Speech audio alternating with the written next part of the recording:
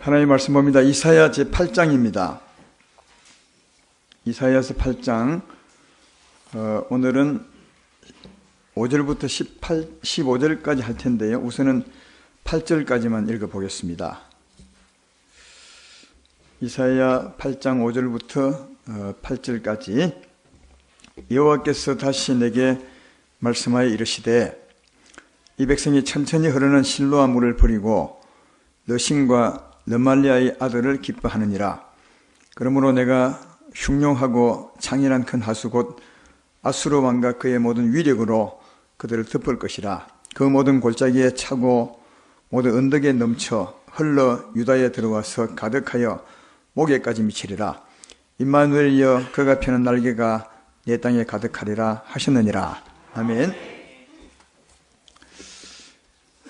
오늘 전할 말씀은 너희는 그의 말을 들으라, 이런 말씀으로 주일 2부 예배 말씀을 하겠습니다.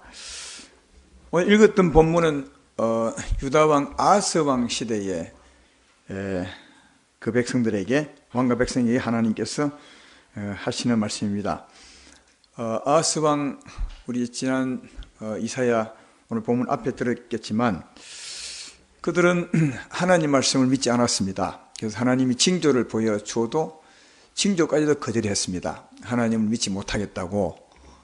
그래서 하나님 믿지 않고 다른 것을 믿고 살았던 사람들, 그들에게 하나님께서 다시 말씀하는 겁니다. 6절 7절을 보면 너희가 천천히 흐르는 실로아 물을 버리고 르신과 르말라의 아들을 기뻐하느니라. 천천히 흐르는 실로아 물이면 하나님의 생명을 말하죠. 하나님의 생명의 물을 버리고 그는 르말리아와 르신의 아들을 기뻐하였다. 하나님이 패망할 것이라 했던 그 르신과 르말리아, 아람 왕과 이스라엘 왕의 아들, 그 두 사람은 믿지 말고 패망할 것이라, 그러면 하나님을 믿으라 이렇게 했는데 하나님 믿지 않고 오히려 더 그들을 믿었다고, 그들을 기뻐했다고 이렇게 말하고 있습니다. 그래서 하나님이 그들에게 진노하사 7절에 보면 내가 흉룡하고 창일한 큰 하수 곧 아수르 왕과 그의 위력을 오게 해서 너희를 덮어버릴 것이다, 이렇게 이제 말합니다. 그래서 그들이 와서 유다를 덮을 때 그 모든 골짜기에 아수르 왕의 위력이 가득 차고 모든 언덕에 넘쳐서 마치 물이 흘러서 사람들의 목에까지 찬 것처럼 그렇게 아수르 왕과 그 위력이 넘치게 해버릴 것이다. 아수르 왕의 위력에 완전히 지배당하게 해버릴 것이다. 그렇게 말씀하는 말씀이 오늘 말씀입니다. 이 말씀을 이제 오늘로 비추어보면 이런 내용입니다. 하나님의 사람에게는 두 힘이 있다고 전에부터 계속 제가 말했습니다. 두 힘은 어떤 힘이냐 하면, 하나는 성령의 힘입니다. 예수 믿으면 성령이 우리 가운데 오십니다. 이 성령은 어디 계시냐 하면 우리 영에 계십니다.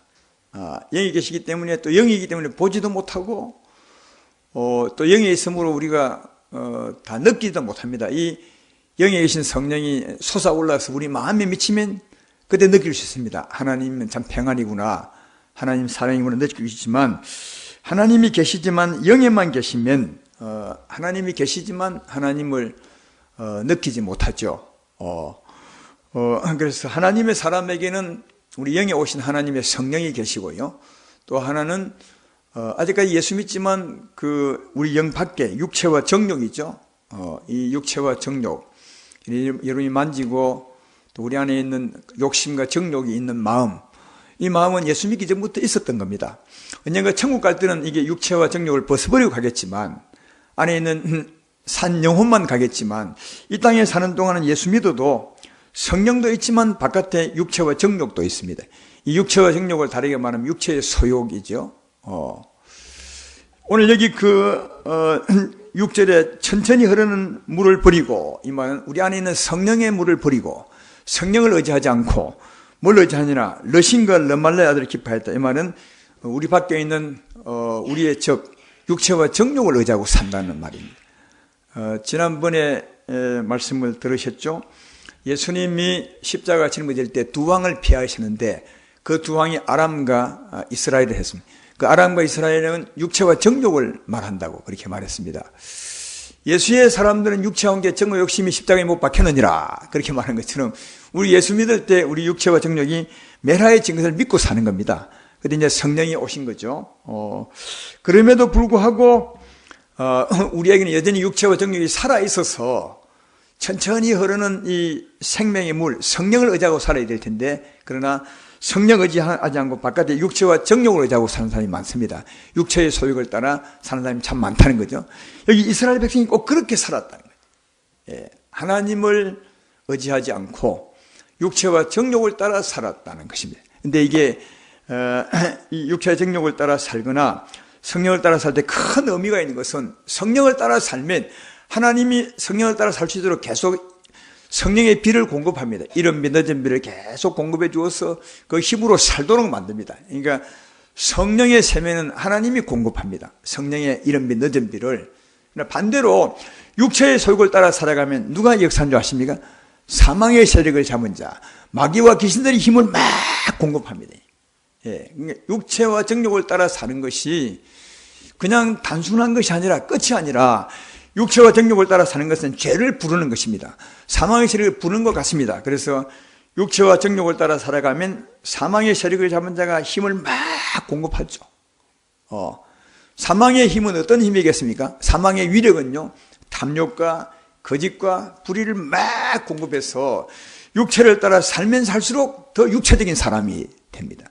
그러나 성령을 따라 살면 살수록 성령의 사람이 되는 거다.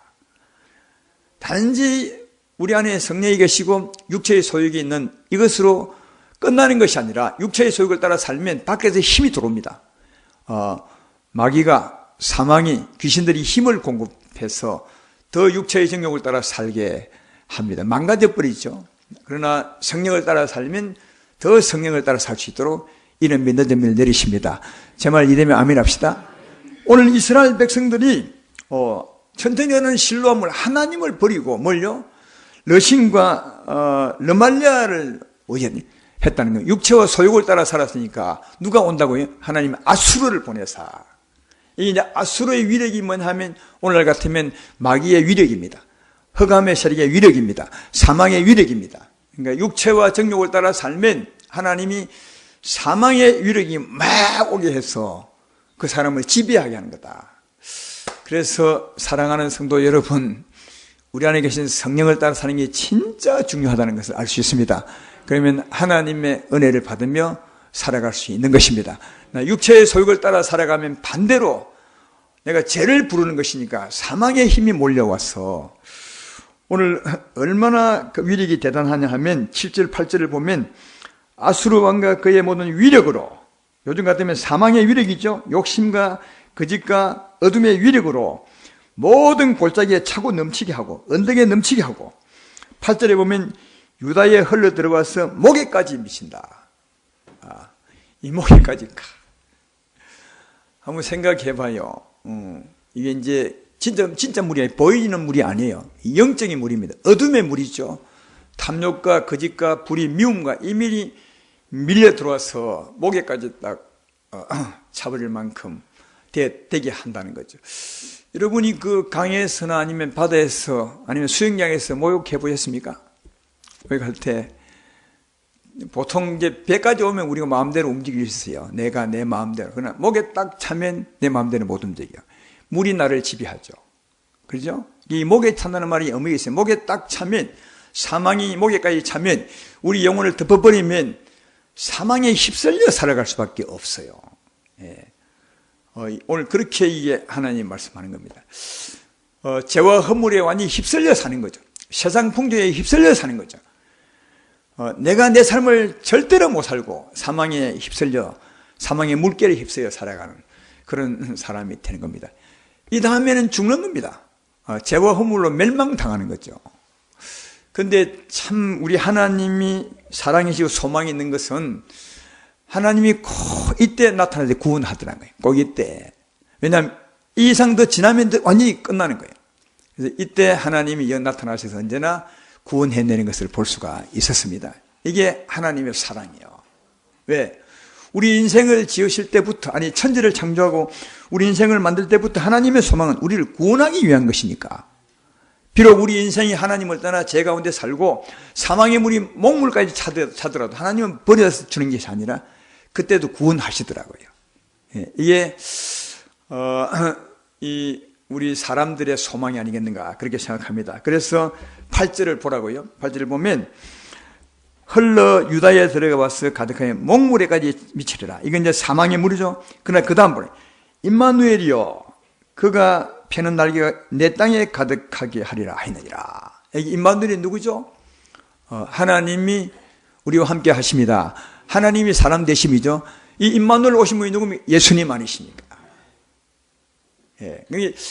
여러분 이 아하스 왕 때 하나님이 이렇게 하지만 그때 이후로 계속 이스라엘은 더 육체와 정욕 죄를 짓고 살죠. 그래서 정말 세월이 지날수록 더 사망의 물이 이스라엘을 덮었습니다. 유다를 덮었습니다. 가장 어려울 때가 언제냐? 예수님 올 당시예요.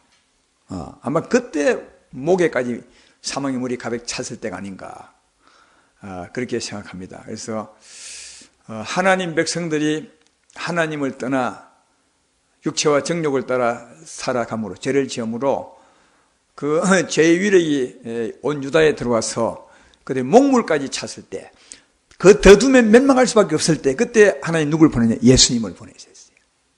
그들을 그 죄에서 구원하시려고. 근데 그 표현이 이래요. 그 8절을 보면 표현이 마치 우리 상상해 보면 영적인 물이지만 이 땅의 물로 비유해 보면 바닷물이 들어와서 사람들 전부 목까지 다 채워버렸어요. 조금 더 있으면 죽는 거예요. 이게 동동 떠서. 그러니까 물에 빠져 죽는 거예요. 죄의 물에 빠져서. 그때 하나님이 구원하러 오셨는데 구원하는 모습을 이렇게 표현하잖아요. 임마누엘이여 그가 펴는 날개가 내 땅에 가득하리라. 그 물리를 예수님이 나는 겁니다.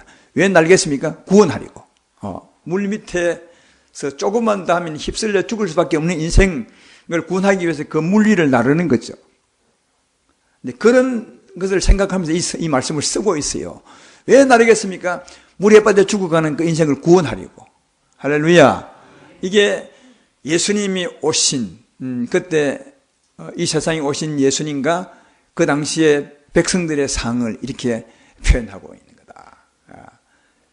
사람들은 사람만 보았겠지만 영적으로 보면 죄물이 가득 목까지 차 있습니다. 더 지나면 죽을 수밖에 없는데 죄 허물에 밀려서 그때 예수님이 마치 그 무리를 날개로 날듯이 이렇게 하면서 그들을 구원하는 것처럼 그렇게 오셨다 하는 겁니다. 이와 비슷한 이 말씀을 잘 이해할 수 있는 설명해 주는 찬송이 있죠. 한번 이 찬송 부르고 말씀을 계속 보겠습니다. 500장 찬송을 보면 우리 반주도 한번 해 주십시오. 500장. 예. 500장이 아마 이 상과 같은 것 같아요. 똑같지는 않지만 이 찬송을 부르면서 예수님이 오셔서 구원하는 상을 한번 생각해 보면 좋겠습니다.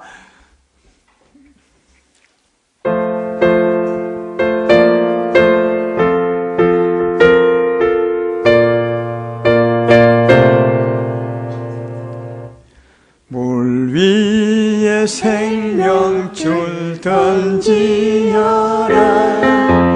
누가 저 형제를 구하라 우리의 가까운 형제이니 이 생명줄 누가 던지려나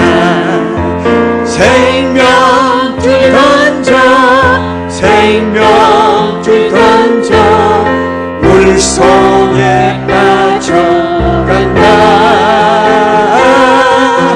생명줄 던져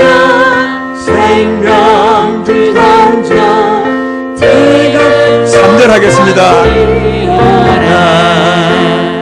넣어서 생명줄 던지어라 저 형들 지쳐서 얻어진다 시험과 근심에 거센 등가 저 형제를 휩쓸어 몰아간다 생명줄 던져 물속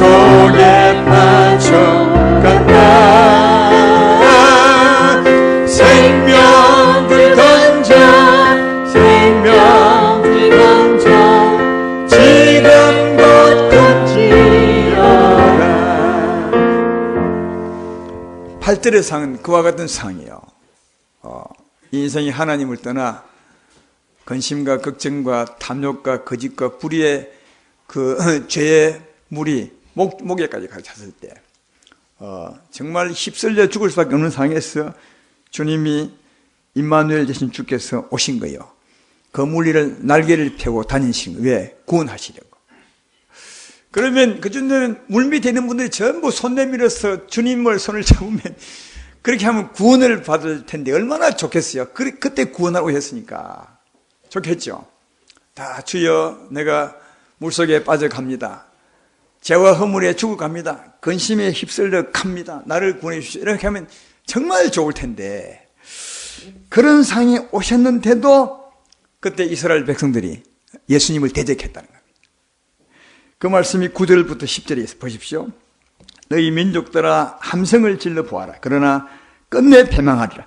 너희 먼 나라 백성들아 들을 지니라. 너희 허리를 동이라. 그러나 끝내 패망하리라. 너희 허리에 띠를 띠라. 그러나 끝내 패망하리라. 너희는 함께 계획하라. 그러나 끝내 이루지 못하리라. 말을 해 보아라. 끝내 시행하지 못하리라.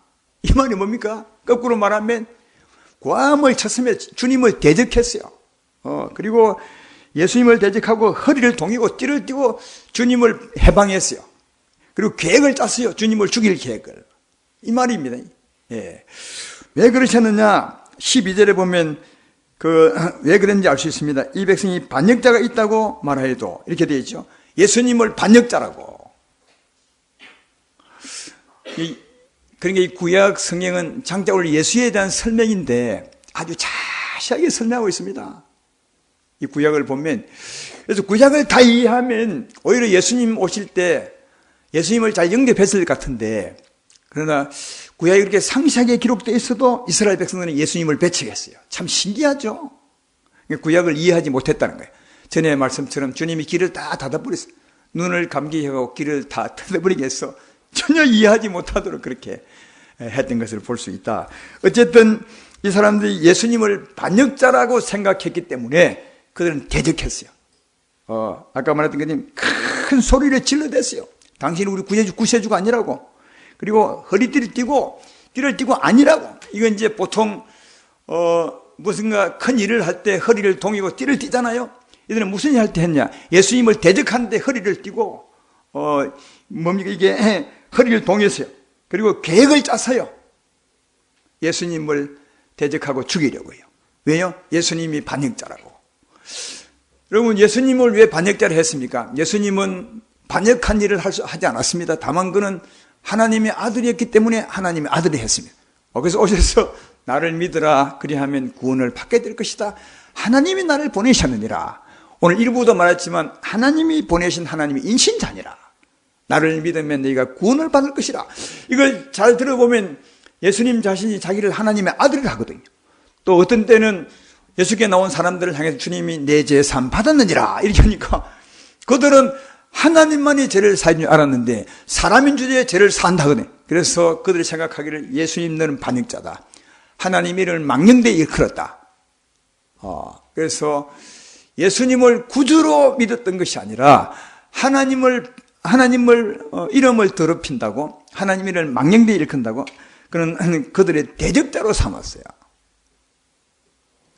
예수님은 임마누엘로 구원하러 오셨는데 그들은 구원해달라고 손을 내민 것이 아니라 오히려 더 예수님을 대적하고 반역했어요. 이게 예수님 당시에 유대의 간원들의 모습이었다. 그걸 아주 자세하게 이사야서에 말씀해 주고 있는 거다. 장차 700년 후에 오실 예수님에 대해서 이렇게 아주 자세하게 쓰고 있습니다. 그런데 예수님을 대적한 일에 있어서 유대인들의 간원들만 했느냐? 아닙니다. 다른 민족도 같이 합세했어요. 그 말씀이 시편 2장 1절로 3절에 있습니다. 거기 보면 이렇게 기록하죠. 어찌하여 이방 나라들이 분노하며 민족들이 헛된 일을 꾸미는가? 세상의 군왕들이 나서며 관원들이 서로 꾀하여 여호와 그의 기름 부은 반지를 대적하며 우리가 그들의 맹것을 끊고 그의 결박을 벗어버리자노다. 그러니까 유대인들의 간원들만 한 것이 아니라 그 당시에 이방인들의 왕들도 합세했어요. 예수님을 죽이자고. 그렇게 했죠. 근데 이걸 이미 구약시대 때 먼 훗날을 보면서 이미 오랜전에 이미 예언되어 있어요. 이방 나라들이 분노하며 민족들이 헛된 일을 꾸미는가, 세상에 군왕들이 났으며 우리가 하나님의 기름 부은 자를 죽여버리자. 물론 그들은 하나님의 기름 부은 자를 몰랐어요. 다만 그는 하나님의 기름 부은 자였습니다. 제 말 이해되십니까? 그러니까 관원들만 대적한 것이 아니라 이방인들도 다 합세했어요. 그래서 이 시편 2장 1절로 3절을 인용하면서 사도행전 4장 27절 28절에 이렇게 말합니다. 과연 헤롯과 본디오 빌라도는 이방인과 이스라엘 백성과 합세하여 하나님께서 기름 부으신 거룩한 종 예수를 거슬려 하나님의 권능과 뜻대로 이루려고 예정하신 것을 행하려고 이 성에 모이나이다. 이 과연 왜 했으면, 과연 성경에 기록된 대로 과연 유대인들의 관원과 합세해서 시편 2장 말씀처럼 그렇게 예수님을 대적했다고 그렇게 말합니다. 뭐라고요? 그는 반역자라고, 하나님의 기름 부은 바다로 오신 자가 아니라고, 오히려 하나님의 이름을 망령되이 일컫는 자라고. 참 무섭죠 이게. 어찌 보면 참 무서운 일도 되고요. 하나님이 구원하라고 보냈는데 정작 구원받아야 될 사람들은 예수를 반역자라고 그렇게 해서 십자가에 못 박으셨다는 겁니다. 그러나 결코 그들 뜻대로 되겠습니까? 하나님이 보내신 일이 어떻게 그들 뜻대로 되겠습니까? 하나님 뜻대로 될 줄로 믿습니다. 그래서 이제 아까 9절부터 10절 읽었는데 10절 마지막 부분에 보십시오. 말을 해 보아라 끝내 이루지 못하리라. 이는 왜 이루지 못하리라? 이는 하나님이 우리와 함께 계심이라. 하나님이 예수와 함께 계신데, 예수를 보내신 이가 하나님이신데, 하나님이 구원하러 보냈는데 어떻게 사람들이 하나님의 뜻을 거역할 수 있겠는가? 안 되는 거죠. 그래서 시편 2절 2편 4절에도 이렇게 말합니다. 하늘에 계신 이가 웃으시며 주께서 그들을 비웃으시로다. 그러니까 이방인들 왕들이 합세하고 관들이 합세해서 예수를 죽이자 이렇게 하지만 하나님이 웃는다는 거예요. 야 이놈들아, 내가 보낸 일인데 어떻게 내가 보낸 메시아를 너희가 죽일 수 있겠느냐. 하나님이 함께 계시고 하나님이 그를 지키고 하나님이 보내신 것이니까 하나님이 뜻대로 될 줄로 믿습니다. 절대로 이루지 못하죠. 하나님 뜻대로 되는 거죠. 아무리 열방이 분노하고 허리를 동이고 큰 소리치고 우리 다 합세서 죽이자 해도 결코 이루지 못하는 것은 하나님이 함께 계시고 하나님이 보장하시기 때문에 그렇습니다. 그래서 우리가 이런 말씀을 통해서도 진짜 소망을 갖는 것은 우리도 살아갈 때 보면 힘든 일이 참 많아요. 이래서 어렵고 저래서 어렵고 이 사람 때문에 이런 일 때문에 어려울 때가 참 많은데 그때 하나님 말씀을 딱 붙드시면 하나님 말씀대로 되게 하십니다. 그래서 하나님 믿고 사는 게 참 필요합니다. 정말 중요합니다. 왜냐하면 하나님 말씀하셨고 그 말씀대로 붙들고 살면 하나님이 그 말씀을 보장해 줍니다. 근데 하나님은 이길 자 없잖아요. 세상이 다 달려들어도 결국 하나님을 이길 자 없지 않겠습니까? 그래서 하나님의 약속의 말씀을 붙들고 살아가게 되면 환경을 보면 어렵고 주위를 보면 정말 살지 못할 것 같지만 하나님 말씀을 붙들고 살아가면 그 말씀이 우리를 붙들어 주시고 지켜주시고 마침내 세워지는 것을 발견해 볼 수 있습니다. 잠시는 위협받을 수 있고 어려울지 몰라도 마침내 섭니다. 왜냐하면 하나님이 계시기 때문에, 하나님이 말씀하셨기 때문에. 그래서 사랑하는 점 아무리 힘들고 어려울지라도 주의 말씀을 붙들고 사십시오. 주의 말씀을 붙들고 사십시오. 말씀하신 하나님이 그 말씀대로 이루어 주십니다. 이게 믿고 사는 우리들에게 우리가 받는 하나님의 은혜라 그것입니다. 그래서 이들이 다 예수님을 죽이자고 큰소리치고 허리 동이고 계획을 짜고 해도 결코 이루지 못하는 것은 하나님이 함께 계십니다. 그래서 오히려 하나님이 웃으시며 이거 어떻게 이 일을 이룰 수 있겠느냐. 그러시면서 이제 하나님이 사람들에게 부탁하는 거예요. 12절에 보십시오. 이 백성이 반역자가 있다고 하여도 너희는 모든 말을 따라 반역자가 있다고 하지 말며 그들이 두려워하는 것을 너희는 두려워하지 말며 놀라지 말고 만군의 여호와 그를 너희가 거룩하다 하고 그를 너희가 두려워하며 무수할 자로 삼으라. 예. 그렇죠? 하나님이 벌써 예언해서 그를 반역자라 하지 말라. 이건 반역자가 아니라는 거예요. 하나님이 보낸 구원자다. 그를 반역자라 하지 말라. 근데 유대인들이 자주 말씀 들으셨지만 유대인들이 왜 예수님을 거역했느냐, 예수의 말씀을 듣지 않았냐, 그 중에 하나는 사람 때문에 그러죠. 그래서 사람이 두려워서 그들은 그동안 하나님의 사람이라고 관원이라고 선생님이라고 존경받고 살았는데 예수의 말씀을 들어보니까 흉악한 죄인들이요. 너희 안에 탐욕 깍두기 가득하다. 그러므로 회개하고 나와서 구원을 받으라. 예수의 말씀대로 회개하고 구원을 받으면 지나온 삶과는 전혀 다른 사람이 되는 거예요. 그래서 회개하면 그동안 나를 지켜본 사람들 앞에 죄인이라고 회개해야 되니까 이게 너무 부끄러운 거예요. 그러니까 사람이 무서워서 그 백성들은 사람이 무서워서 회개 못했어요. 많은 부분에. 하나님을 무서워하면, 하나님을 경외하면 회개하면 되는데 왜? 하나님은 나를 죄인이라고 회개하는데 그들은 사람 무서워서 회개를 못했어요. 사람이 나를 어떻게 생각할까 싶어서.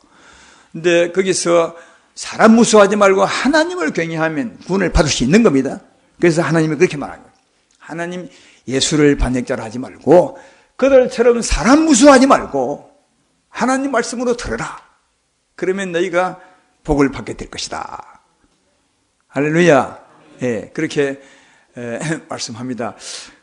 시편 2편은 바로 그런 말씀을 기록하는데 시편 2편 마지막 부분에 2편 10절로 12절에 이런 말씀하죠. 그런즉 군왕들아 너희는 지혜를 얻으며 세상의 재판관들아 너희는 교훈을 받을 자다.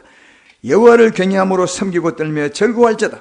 그의 아들에게 입맞추라. 그렇지 아니하면 진노하심으로 너희가 길에서 망하리니 그의 진노가 급하심이라. 여호와께 피하는 모든 사람은 복이 있도다. 그래서 아들을 반역자로 하지 말고 아들에게 입맞추라는 거예요. 입맞추라는 말은 뭐죠? 그의 말을 들으라는 거예요. 예. 그렇지 않겠어요? 관원들이 예수님을 대적하지 않고 예수의 입에 입을 맞추었다면, 그의 말씀을 들었다면 구원을 받았을 겁니다. 관원들도 하나님을 경외함으로 보내신 아들에게 입 맞추었다면 그들이 구원을 받았을 것입니다. 그러나 그들은 아들을 반역자라고 버렸습니다. 그래서 하나님의 소망은 오랜 전부터 그는 반역자가 아니요 구원자요. 그러므로 그를 사람을 두려함으로 그의 말씀을 버리지 말고 하나님을 경외함으로 그의 말씀을 들으라. 그의 말씀을 들으라. 이렇게 말씀하고 있죠. 그 뒤에 보면 14절에 보면 14절 15절을 한번 읽어보게. 그러나 그가 성소가 되시리라. 그러나 이스라엘 두 집에는 걸림돌과 걸려 넘이는 반석이 되실 것이며 예루살렘 주민에게는 함정과 올무가 되시리니 많은 사람이 그로 말미암아 걸려 넘어질 것이며 부러질 것이며 덫에 걸려 잡힐 것이나. 예. 아까 말씀했죠. 그들은 예수님이 하나님의 아들이 아니라고 했습니다. 구세주가 아니라고 했습니다. 왜? 안식일을 범하는 걸 보거나 그리고 죄를 사는 걸 보거나 하나님의 아들임을 말한 걸 보거나 하면 아니라고 했어요. 예수님 때문에 다 걸려 넘어졌어요. 두 집이 어디입니까? 유다와 이스라엘 집 사람들. 그러나 반대로 예수의 말씀을 들었다면 다 구원을 받게 되었을 것입니다. 그래서 하나님이 그 말 하는 거죠. 하나님이 그 아들에게 입맞추라. 하나님을 경외함으로 아들의 말을 들으라. 그리하면 너희가 구원을 받을 것이다. 그렇게 말합니다. 그 구원을 받게 될 것을 14절 처음에 보시라고요. 거기 보면 이렇게 설명합니다. 그가 성소가 되시리라. 아주 독특한 표현을 쓰고 있죠. 아들에게 입맞추면, 아들의 말을 들으면 구원을 받을 것이다. 이래 하면 될 텐데 아들의 말을 들으면 그의 성소가 될 것이라. 왜 이렇게 표현했겠습니까? 우리가 회개하고 예수님을 믿으면 하나님 우리에게 오십니다. 성령이 우리에게 오십니다. 근데 우리는 성소가 되는 거죠. 하나님의 성소가 되는 거다. 그래서 하나님이 함께 하심을, 구원받은 것을 가리켜 내가 아들의 말을 듣고 믿으면 하나님의 성소가 될 것이다. 다시 말해 하나님이 너와 함께 계실 것이다. 네가 하나님 안에 있게 될 것이다. 그렇게 말씀하고 있는 것입니다. 지금 우리는 이 시대와 멀리 동떨어진 시대에 살고 있지만 여러분들은 어떠한 사람입니까? 예수의 말씀을 들은 사람 아니겠습니까? 예수의 말씀을, 예수님을 반역자라고 말하지 않고 예수님이 내 구주십니다. 이렇게 믿으시고 그의 말씀대로 회개하고 십자가 믿었더니 죄 사함받고 성령이 우리 가운데 오셨습니다. 성소가 된 거죠. 하나님이 우리와 함께 하시게 되셨습니다. 할렐루야. 이게 구원입니다. 하나님을 경외하고 하나님 보낸 자 그 아들에게 입맞추었더니 하나님 우리 함께 오셔서 하나님 우리의 성소가 되고 우리는 하나님 안에 거하게 되었음을 발견해 볼 수가 있는 것입니다. 하나님의 성소가 된다는 말이 뭐라고요? 하나님이 우리와 함께 계신 겁니다. 하나님이 왜 우리와 함께 계셨습니까? 우리를 주장하시려고, 우리를 통치하시려고. 여러분 안에 하나님이 계심을 믿으면 아멘합시다. 그분은 왜 오셨습니까?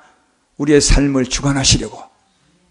아까 처음에 말했던 것처럼 천천히 흐르는 성령의 물을 주시려고, 생명의 물을 주시려고, 그리고 우리 마음을 적시려고 하나님의 은혜와 하나님의 자비와 사랑을 우리 마음을 적셔서 그 하나님의 성령의 은혜로 살게 하시려고, 그리고 그런 사람에게 하나님이 이런 빛 늦은 비를 더 내려주어서 삶의 아름다운 열매를 맺고 살게 하시려고 하나님은 우리를 구원하셨다고 그렇게 말씀하고 있습니다. 참 저는 이런 말씀을 보면서 우리가 이 시대에 참 잘 태어났다. 옛날 시대에 태어났으면 예수를 알지도 못할 것이고 주의 말씀을 듣지도 못했을 것이고 또 이때 이스라엘에 태어났다면 과연 내가 하나님의 아들에게 입맞추었을 것인가, 아니면 관우들처럼 주님을 거역했을 것인가 생각해 볼 때 참 아찔할 때가 참 많다 그런 생각이 듭니다. 그러나 이 시대에 하나님이 태어나게 해주셔서 여러분과 내가 예수님을 반역자라 하지 아니하고 예수님 우리 구주라 믿으셔서 하나님 은혜로 구원받게 하심을 얼마나 감사한지 모릅니다. 구원이 뭐냐면 하나님 우리와 함께 계십니다. 하나님 함께 계시면 우리의 성소가 되기 위함이고, 성소가 된다는 말은 하나님 우리 왕이 되시는 것이고, 왕이 오시면 우리 삶을 주관하기 위한 것입니다. 성령의 물을 공급해 주기 위한 것입니까? 은혜를 베풀어 주기 위한 것입니다. 우리를 지키고 보호하기 위한 것이고 우리 삶을 인도하기 위한 것임을 꼭 기억하십시오. 그래서 이제 예수님에게 입맞추어서 구원을 받게 되고 하나님이 나와 함께 계시고 내가 하나님의 성소가 되었으니 하나님의 주장을 받고 살아가시는 복 있는 여러분 되셔서 하나님이 구원하시고자 하시는 우리에게 베푸고자 하시는 그 은혜를 듬뿍 받아서 살아가는 복 있는 모두가 되기를 주의 이름으로 축원합니다.